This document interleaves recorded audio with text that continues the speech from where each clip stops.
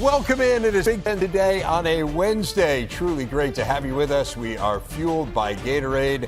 I'm Dave Revson, and Tuesday night we got some answers to the questions college football fans had about the college football playoff ranking. We had speculated for weeks, and now, as Ashley Adamson joins me, Ashley, we've got a few answers to our questions. Fired up to be with you and fired up to talk through all of this with you. Yeah, I'm excited, Dave. As always, as I say, this is truly my favorite hour of the week, and I mean that more than ever this week. And there is some excitement because, as the disclaimer that I always say when we talk about these first and second and third CFP rankings, like the only one that matters is the one that comes out in December. But it's fun for us, and it's a fun insight to see, what the committee thinks. Well, that's where I'm with you. I mean, I agree with everything you said, but the only one that matters is the last one. However, this does give us a lens into the way that this committee is thinking. And every committee thinks a little bit differently, which is maybe part of the problem. There's not a concrete structure year to year. Humans are the problem. Yes, it's that human element that's the problem. The human element. But of course, we complained about the computer element too. But let's get to it. It's our big story in case you missed it. These are the rankings. The top 12 essentially was the AP. You see the Big Ten rankings, and the one exception is in those Big Ten rankings. Ohio State is second rather than third. Remember, Georgia is second in the AP rankings, so they flip-flop with the Bulldogs. Aside from that, the top 12 directly mirrored the rankings. Ohio State 1, Penn State 7, Indiana is 8. And so here's what that means from a bracketing perspective. And the thing to remember here is the 4 highest-ranked conference champs get a bye. So BYU, as the projected Big 12 champ, would end up as the 4 seed, even though they were 9 in the rankings. That bumps Ohio State down to the 5 and moves everyone else from 5 through 8 down a spot. Since no conference can have 2 byes in this setup, the Bucs would have to play in the first round. They would host Boise, and that would be for the right to play against BYU. Penn State hosts Notre Dame, and Indiana would go to Tennessee. So, Ashley, give me your big picture takeaways as you looked at that. Yeah, I mean, I think, first of all, it's impressive that a third of the field and 4 of the top, 8 teams are from the Big Ten. Yes. And to your point, I think it is worth reminding everyone, how seeding works, because at first glance, it may look a little confusing to see Ohio State as the second-ranked team, but the number 5 seed. Right. And so that is, of course, the biggest difference in the new 12-team format. Not only is the format different, though, Dave, the CFP has a new executive director in Rich Clark. They've got a new committee chair in Ward Manuel, a familiar face for Big Ten fans. The Michigan athletic director gets the very fun task of having to speak publicly for the committee. So we can get into some of what he said last night. But my biggest picture takeaway is that I love that we're talking about 12 spots this year instead of 4. The final month of the season is going to be as entertaining as it's ever been because so many teams are still in contention. And particularly, I look at a team like Penn State, whose fans are probably not feeling all that great after last week, but you're projected right now to host Notre Dame in a first-round game. That's the beauty of the 12-team playoff. I agree 100%. And when you think about the possibility of that game, were that to come to pass, it would be one of the biggest games in the history of Beaver Stadium. And I do think, this is a really cool part of the playoff, the fact that we're going to have those first-round games on campus. I think it's an opportunity for fan bases to be involved in it in a way that they haven't been before. First of all, as you mentioned, 3 times as many teams are involved, so you're just the mere multiples of fans that can do it. But I just think for a lot of fans, it's more palatable regionally to be at your home stadium than it is to travel to a playoff game somewhere else. And obviously Penn State, if you use that example, would have never been in the college football playoff to this point. So from that point of view, it is huge for them as well. I felt like Penn State, maybe we start there. I felt like they were treated pretty fairly. I'm interested in your take on kind of where the various Big Ten teams ended up. To me, Penn State, they don't have a great win to hang their hat on, frankly. Yeah. And so I think kind of where they are, I certainly don't think that Penn State fans can complain. I think you kind of look at that scenario and you think, if we win out from here on in, we're going to be in this playoff. As you mentioned, probably hosting a game. So I think it worked out reasonably well for them. Is there a Big Ten team that you don't feel it worked out well for? No, I think everybody should feel good about the spot they're in. And just to follow your point on Penn State, we know that now how the committee values a loss or how a team loses. Ward Manuel made that clear when he was talking about why Oregon was ranked ahead of Georgia. So Penn State's close loss to Ohio State, Dave, like strangely may be something on their resume that's helping them, because when you look at the schedule, like they don't have any ranked wins. And they most likely aren't going to have any when all is said and done. So the committee, of course, only counts ranked wins for teams currently in the top 25 of the CFP. So it doesn't matter that Illinois was ranked in the AP back in October when they played. You look at that Minnesota game, I mean, there's a world in which that could end up being their best win. Yeah. So Penn State fans, Sky Yuma, practice it. You want the Gophers to keep winning. You obviously want the Illini to keep winning as well. But I don't know. I think everybody should feel pretty good. Of all the 4 Big Ten teams, like I think everybody's in a really good position. Okay, so I disagree. I think that Indiana Yes. should have been higher. And I think to make the point, like I get the strength of schedule thing. You can only play the schedule it's laid out for you. I do think it's fair to point out Indiana canceled the game against Louisville. They did that a year ago. They did it long before. I think they knew what this season would be. It made sense for them at the time. Would people be viewing them different had they played that game? Certainly had they won it. I think absolutely they would be. Hindsight's 2020. Maybe they wouldn't be. Maybe they wouldn't have gotten off to as great a start if they had a game like that early on. So I think you can play both sides of that coin. But putting that aside, Ashley, like I look at Michigan from last year and I look at Indiana from this year. And I think Michigan last year, the thing we got from the committee when people were talking about, well, they haven't played a great strength of schedule is yes, but we're watching the games and look at what they're doing on the field. They are crushing people. Yeah. And the committee was right, by the way. They were completely accurate in their assessment of Michigan a season ago. And so I don't understand, other than what we were talking about earlier, which is a different composition in the committee and kind of no hard and fast rules that you have to go by on a year-to-year basis. But I don't understand why they would be viewing Indiana crushing people dissimilarly to Michigan crushing people a year ago. I think Indiana is much better than where they were ranked last night. They will have a chance to prove it. They'll certainly have a chance to prove it against Ohio State. To a certain extent, they'll have a chance to prove it against Michigan. But that is the one Big Ten team that I do not believe got a fair shake. So I totally agree. And what a world we're living in, that number 8 for Indiana and the CFP is not high enough. Fair. Like, I love that. And I think your point is, though, exactly right. Like Indiana's biggest opportunity, unlike Penn State, it's still in front of them. So this ranking doesn't matter because they're going to have a chance to prove that they belong in the very top tier. I thought Ward Manuel's insight on why the committee ranked Indiana above BYU told you a lot about how they value what the Hoosiers have done, because despite not having a ranked win on their resume, he pointed right away when he was asked about it that they lead the FBS in point differential and are beating teams by 33 points per game. So there are a lot of detractors that I'm seeing on social media who I'm trying not to get annoyed by, who keep saying like, well, who is Indiana beat? They have such a soft schedule. Why is nobody talking about this? And I feel like our guy Joel Klatt put it perfectly. Nobody has done to their schedule what Indiana has done to its schedule, like full stop. They have been playing lights out. And the thing is, like I said, the opportunity in the next couple of weeks to prove that they belong with the elite teams. You beat Michigan, you beat Ohio State, all that noise will stop. And I think, what did Curt Cignetti say yesterday before the rankings came out? He said to get caught up in these and lose focus would be the kiss of death. And that doesn't mean that he doesn't hear the noise, because I know that he does. And Cignetti is keeping all the receipts, Dave. If you need any proof, you just go look at his Twitter account. I love this stuff. I was looking back through some of his old tweets. Right? Like after being down to Michigan State on Saturday, he quote tweets the final score with, well, I guess we know how we'll respond when we're behind, which I think was so good. And then week 7, after they absolutely eviscerate Nebraska, Coach Sig drops well, I guess we passed that test, like chef's kiss, so good. And then you even go back to week 3 and remembering heading into that UCLA game and his whole thing about we don't care about the Rose Bowl, it could be a parking lot, this is a business trip. After trouncing the Bruins, he just, a simple taking care of business, never daunted. So the 2024 Hoosiers are, to this point, one of the best stories that I have followed in my 17 years of covering this sport.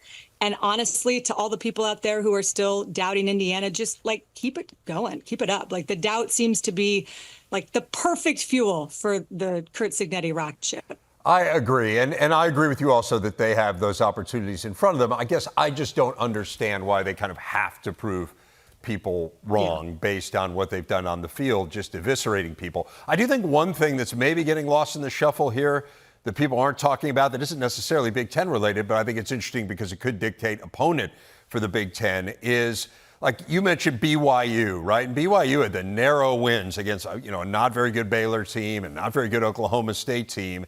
And regardless of how you think that should affect where they're ranked, I think it maybe tells us that they're not invincible. Their schedule is pretty easy down the stretch. I know they do still have to play Arizona State, who's pretty good. But were they to lose, let's say they lose in the Big 12 championship game, Ashley, like there's no guarantee that those four spots for the byes are going to the four power conferences. Like there's a world where if BYU loses due to the way that the Big 12 has kind of cannibalized itself, if BYU loses and Boise State wins out, the Boise State could have one of those four byes. Like that's not unreasonable at all. And I don't think people are really talking about that and how that would change the complexion of this if Boise State were sitting for you, with all due respect, at that number 4 spot. Yeah, no, Dave, I'm with you. And I think that's what's fun about this year, right? Like for a decade, we've talked about this as the 4-team playoffs and the margin is so much smaller. The margin is way bigger now. And because of the way the seeding works and because of, the top 4 highest ranked conference champions getting that bye, it's all going to change. I mean, there's so much that is in play and this thing is going to look a lot different. I'm curious about your spot, your take on Ohio State. They're ranked number 2, which is a spot higher than where they are in the AP. And of course, as you mentioned, like in this projection, they would host Boise State in a first round game. I just got to say, like, things are looking a heck of a lot better in Columbus than they were a week ago, which is what we've seen with a lot of teams this year, right? Like it never is as good or as bad as it feels. Yes, I would agree 100%. I think Oregon and Ohio State are where they belong. Oregon is clearly the best team in the country. And then if you look at Ohio State in the context of Oregon, where they were essentially one play away from beating Oregon on its home field, I think where Ohio State is really makes sense. And as we look at, the top 2 teams in the CFP rankings, before we leave this, I want to get your take on Oregon. I don't think there was any doubt that this is where Oregon was going to be. They're the unanimous number 1 team in the country. It would have been crazy had the committee not had them as the number 1 team. But kind of your thought on the Ducks aside from the obvious, or maybe it just is the obvious that they are where they belong. Yeah, no, the Ducks, they're the only team with multiple wins against the top 15. It's the first time they've ever been in the top spot of the initial CFP ranking. And there's not a ton to say on the Ducks, who are exactly where we thought they would be. They've earned that right. And when you look at their remaining schedule, home against Maryland, at Wisconsin, then a bye to get ready for a home game with Washington, like I expect Oregon to be 12-0 for, the second time in school history. So Oregon at number 1 is right where we thought. This, again, Dave, will all change. There's so much more to talk about. But it's been fun and it's been exciting to at least get the first taste of where the committee's head is at. Well, we will get to all the good stuff there is to talk about a little bit later in the show. We're going to take a break and talk some hoops, though, next. The big board showing off another busy day in the Big Ten, including 2 hoops games tonight on our airwaves. First look at Rutgers and its outstanding freshman class. Although Ace Bailey is out for that game, the school announced he was injured in practice. He is day-to-day. That's followed by number 17, Indiana, hosting SIU Edwardsville. Good women's hoops as well on Big Ten Plus. This should be a great evening. Ohio State tipped off the Jake Diebler era with a win over Texas Monday night in Vegas. Just the 3rd time the Bucs have ever started their season against a ranked foe. The first time they have won. 4 Buckeyes in double figures in that game, led by Bruce Thornton, who had 20 points. And Bruce joins us now. He is today's big interview. Bruce, appreciate your time. Let me ask you first, what did that win mean to you guys as you look to turn the page on last season? That win meant a lot for us as a team, as a program, as Buckeye Nation. Just showing the world that this year that we had a lot to come this year. We had a lot to prove to the world, and all the goals that we have for our team and for ourselves that we're trying to go get them. It was interesting to me that you guys did not play particularly well in your exhibition game, so I'm not really sure. A lot of people saw this coming in the way that it happened. Like, how were you able to kind of move on from that performance, and what did you take from that performance against Cincinnati that you were able to use here against Texas in a more positive way? Just me being a leader and just telling our guys just stand together through the good and the bad, because we still a brand new team with a brand new coaching staff. So each and every day we're trying to build a connection, a camaraderie with one another to just keep building each and every day. We learn from the Cincinnati game that didn't go too well, learn from our mistakes. They had an exhibition against OU, and then it just kept progressing and kept getting better each and day in practice, and it showed against Texas, and that way we got the win. One thing that really stood out to me last year when Coach Diebler took over, and I thought in watching your game on Monday night, it really showed up again, is how much better you guys were defensively. I think that change happened last year when Coach Diebler took over, and man, particularly on the perimeter. I mean, they've got a very talented backcourt. You guys gave them all kinds of troubles. What's changed there? Like, how do you go from being a team that struggled on that end last year to being one that excelled down the stretch and continued to in your opener? I feel like it's a mentality and it's a toughness about being on that side of the ball. I feel like us guys just got to buy in as a collective group with Coach Walker and Coach Battle with matchups and defensive assignments that we have for that game, particularly for Texas. I feel like it was a great game plan. I feel like as a team, as a unit, that we came together and got a stop that we needed to win. How about on the offensive end? You guys took a lot more threes than maybe you would take in an average game, certainly last year. You hit 14 of them. I mean, 14 of 28 from three. Tell me philosophically what you think might be different about this Buckeyes team than what we saw a year ago, offensively. This year, we have a lot of shot makers. We got a lot of shot makers. We got a lot of people that make big-time shots. We got that throughout the game, we just made the right open read, right open play. I know some of the shots that Junie shooting and during that game was probably surprising, but we see that on a day-to-day basis. But we work on these shots, these type of shots every day since June. So we've been working on these constantly throughout the day. Then people even put extra shots after practice.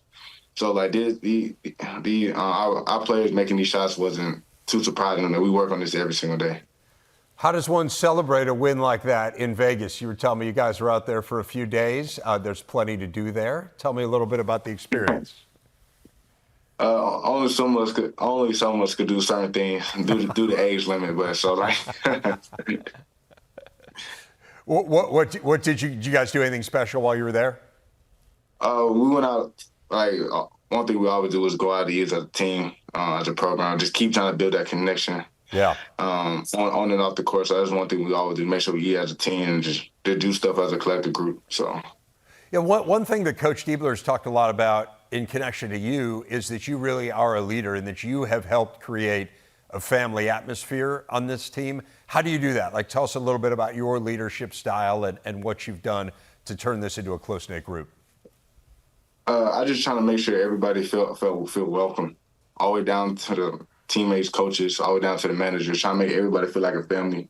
Because during the season, we with each other for multiple hours throughout the day. So I'm trying to do my best to be the best teammate I can possibly can. Even though sometimes, even some days, I don't feel like I'm not in the mood, or like I got teammates to pick me up and push me through them days when I'm not feeling the best and things like that. So like seeing your teammates going the hardest as possibly can, and me trying to show the example verbally and by example, it just made me keep pushing myself and my teammates to have that connection and that togetherness. I think one thing that's really interesting in this day and age with the portal, Bruce, is kind of after every year, every player in the country has a decision to make. Do I stay? Do I go? You were in transition as a program last year. You had guys make decisions on either end of that spectrum. What made this the right place for you, where you wanted to build that family atmosphere with this particular group of guys?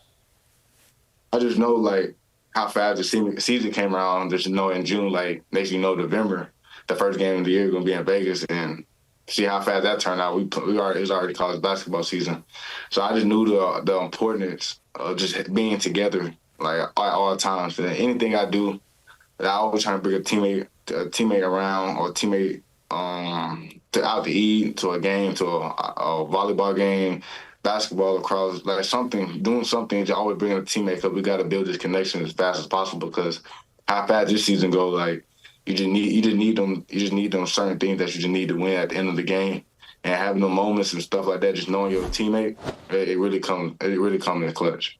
Bruce, I want to ask you a little bit. We talked about this at Media Days, and that was kind of interesting. You got a brother, Bryce, who plays football at Florida. Yeah. Your dad was a professional football player. Your mom played basketball at Georgia. So why did you choose basketball rather than your brother and your dad's route? To be honest, it just like around like November, December, it just get too cold. It really get too cold, and during the time I was playing receiver, and I didn't like how it was being cold all the time. I just couldn't do it. It came down to basketball being played indoors, is basically what you're telling me. Yeah. Yeah. Tell me about your mom's game. Did you learn from her? Did you play with her as a kid? No, how my mom played and how I played are two polar opposites. My mom was straight defender, rebounder, box out all the small things. And when I was little growing up, that's the only thing she used to teach me. I used to get frustrated because I was trying to do all them little things. I'm trying to score the ball or just play offense. But now, just understanding I'm older, all the small things she would teach me, I do all of them consistently now. So it came around full circle. It's funny how your parents get a little bit wiser the older you get, Bruce. I think you'll find that to be the case. Maybe, just maybe, she actually knew what she was talking about a little bit when it came to the game. Yeah. Hey, one last thought. It's the first game of a really long season. How do you use this game positively, but not get too carried away by the result? I just understand why we won prior to the game. It was our preparation and giving praise to God. But I feel like our preparation was everything. I was leading up each and every day. How we practice is full speed with a bunch of urgency, being our best late, being a great teammate as well. I feel like our preparation put us in a great way to set up for us for this game. I feel like us seeing our preparation, I feel like it will help us down the line for each and every game, each and every opponent that we play. I feel like we had that same preparation. We feel like it would be good to win every game we play. Well, Bruce, best of luck going forward. Stay warm. I mean, you've got the stocking cap on, so you got a head start on that. Really appreciate your time. And again, congratulations on a really nice start to the year for the Buckeyes. Thank you. Back on Big Ten today, the Week 11 slate of Big Ten football, slightly smaller than usual. We've got 6 teams on the bye, so only 5 conference games on Saturday. It all gets going Friday in Pasadena, Washington, and Happy Valley for the whiteout. Oregon, of course, hosting Maryland on the Big Ten Network. First ever meeting between those two programs. Looking forward to seeing the quarterback play in. But to me, the most intriguing Big Ten game on the schedule, Dave Revson, this week is the one in Bloomington, Indiana. IU hosting Michigan. And Dave, if I had told you 6 months ago that the Hoosiers would be heavy favorites against the defending national champs, I don't know if you would have believed me, but here we are. What stands out to you about this one? I am astonished that I'm not astonished they're heavy favorites because, they're clearly the better team, but kind of given the historical context, and as you know, I'm kind of fascinated by the historical context of Indiana, and we can talk a little bit more about that later in the show. But what interests me about Indiana, first of all, it's going to be off the hook. I mean, there's going to be an amazing atmosphere. I think every game in Bloomington is going to have an amazing atmosphere because people are so incredibly fired up about this team.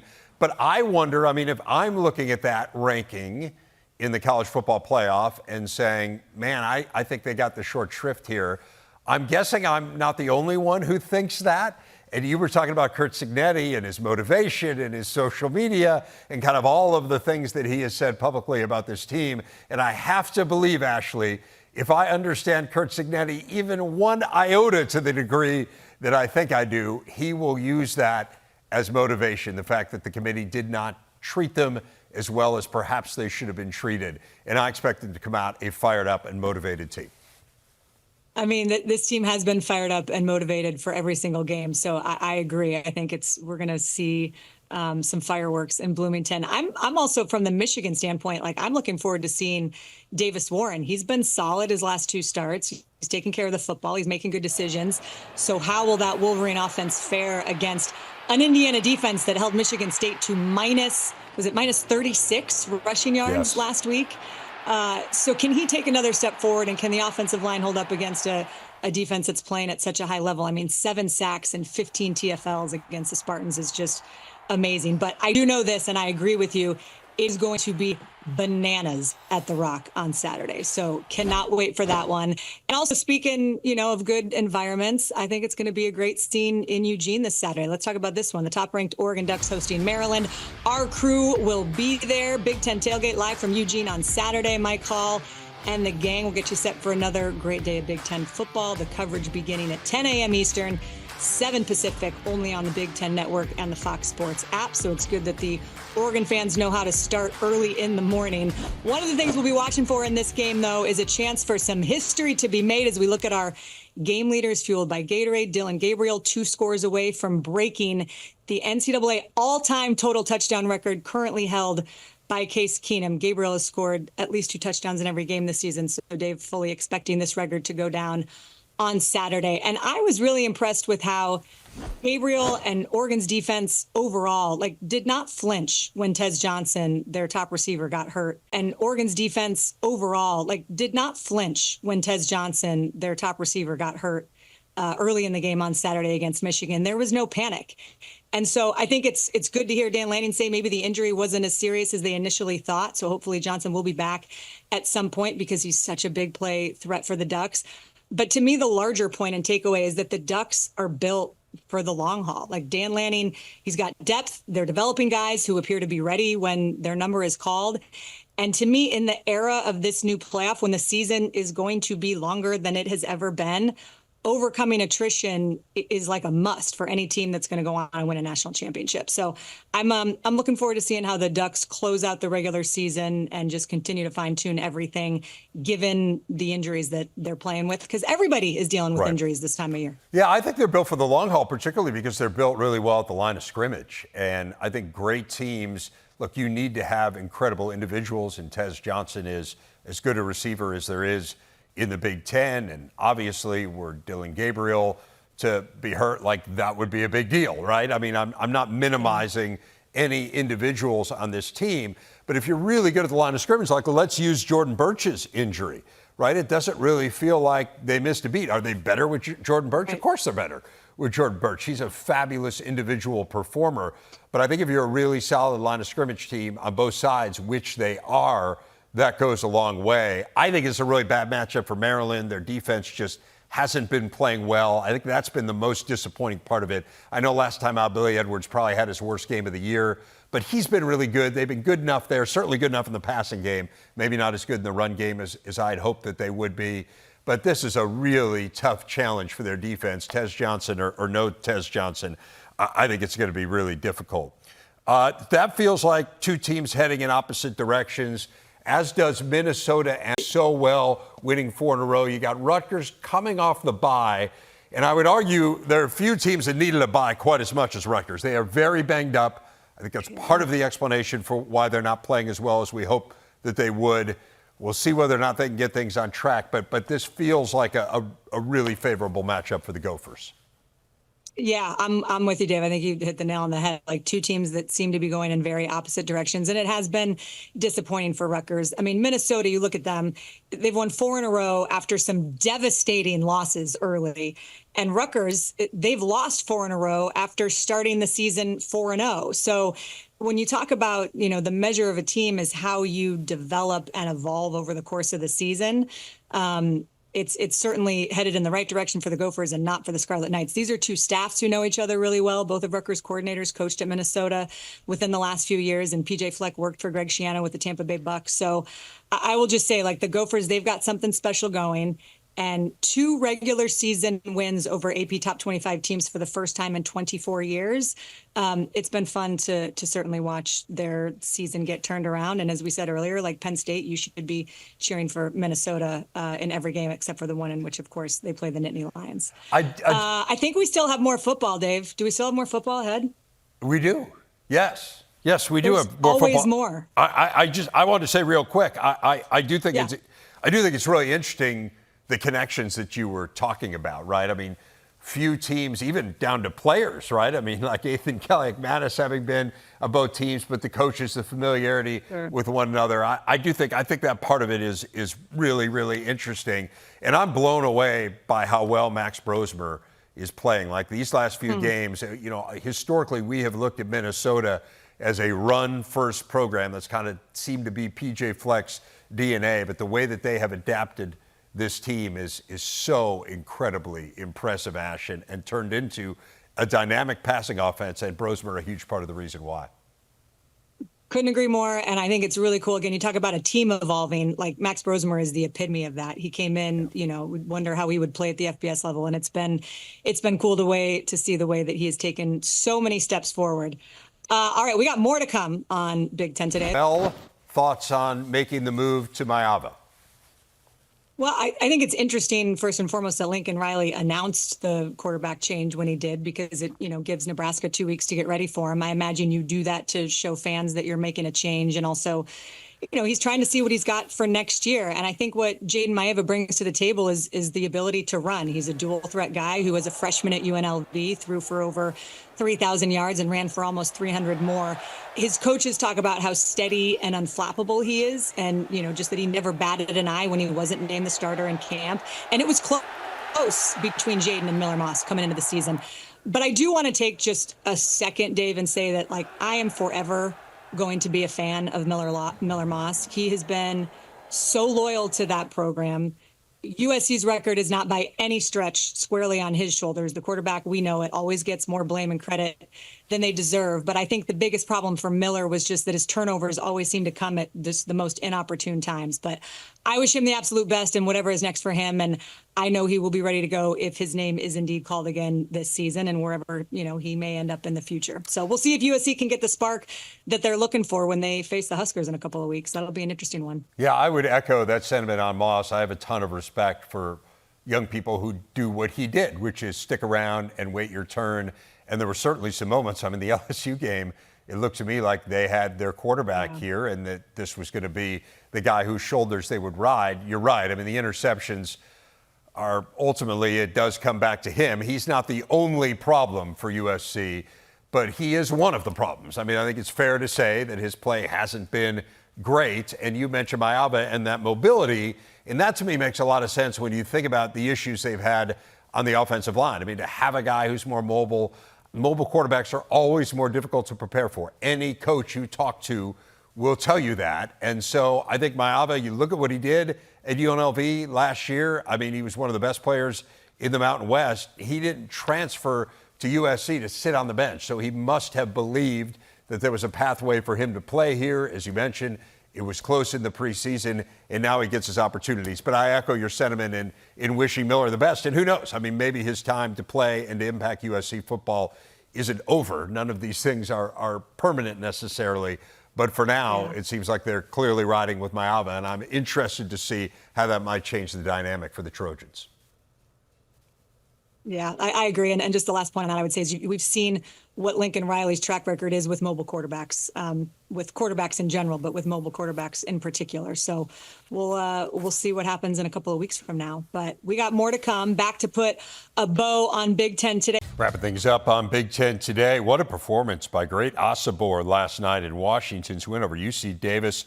Huskies big man tallied 15 points, 17 rebounds, and 6 steals. As you see, the first to put together that stat line in college hoops since the former Oklahoma star Blake Griffin. The Danny Sprinkle era starting with a win. He talked about it afterward with Eldridge Rickasner.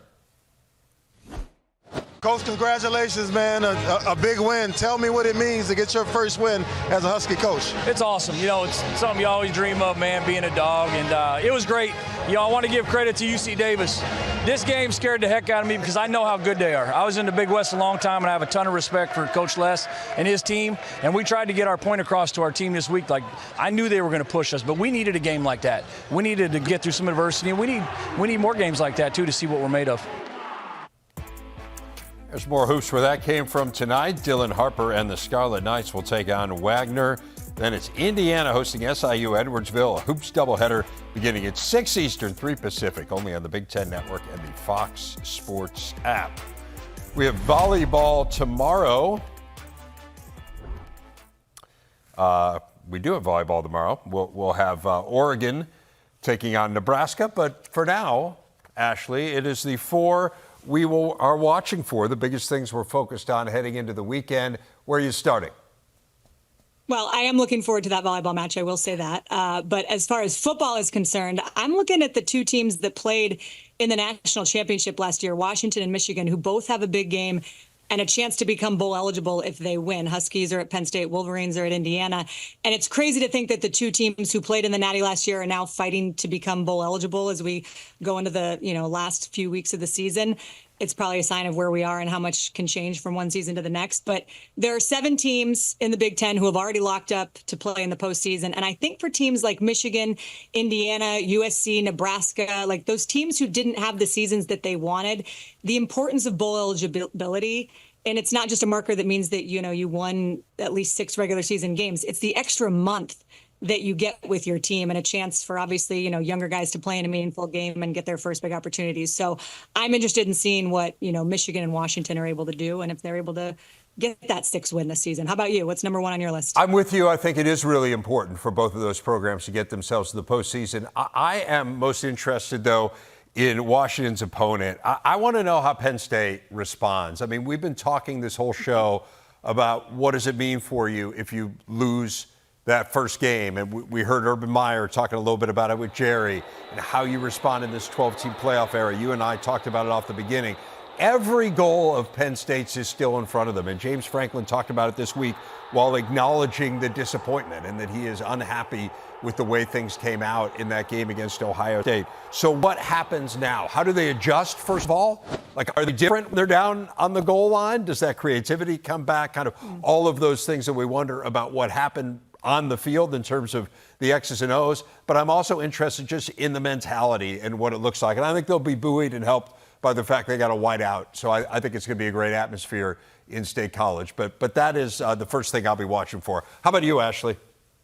Yeah, and I do love that. And I think, Washington has not won a game away from Husky Stadium this year. So all signs point to, let's see if Penn State can get back on track. I'd say that the one game that we haven't talked about, and it's not the sexiest matchup on the schedule, but Iowa and UCLA. I mean, you talk about improvement and two teams that seem to have figured something out. Chase Garbers, Brendan Sullivan, it all kind of starts with the quarterbacks. Give Tim Lester, the OC at Iowa, some love. Caleb Johnson on the precipice of history. I think he needs 2 rushing touchdowns to break the all-time single-season record at Iowa. So that one isn't one that we've talked about a lot, but I'm looking forward to Friday night watching that one. I'm going to finish with Indiana. And, we were talking about it and kind of the history for them. You were asking when the last time they were favored was in this game against Michigan. They've been the underdog 42 straight times against Michigan. And I've just talked a lot about kind of the history here, right? And this is their first chance to really beat one of their historical nemesis. And I keep track of this kind of stuff because I'm crazy. It's on my notes every week. They have lost 82 of their last 85 games against Michigan, Ohio State, and Penn State. They've lost 42 of their last 44 against Michigan. So we can talk about all the history they've made, but there are teams they just haven't beaten through the years, Ashley. This is one of them, and I'm fascinated to see whether they can do it this week. This is why I love working with you. And every Saturday, just like the nuggets that you pull out from that stack of notes, they're always perfect. Well, great stuff. Always a blast. Those are the 4 things we're watching for. We'll be watching for you on Saturday and the rest of the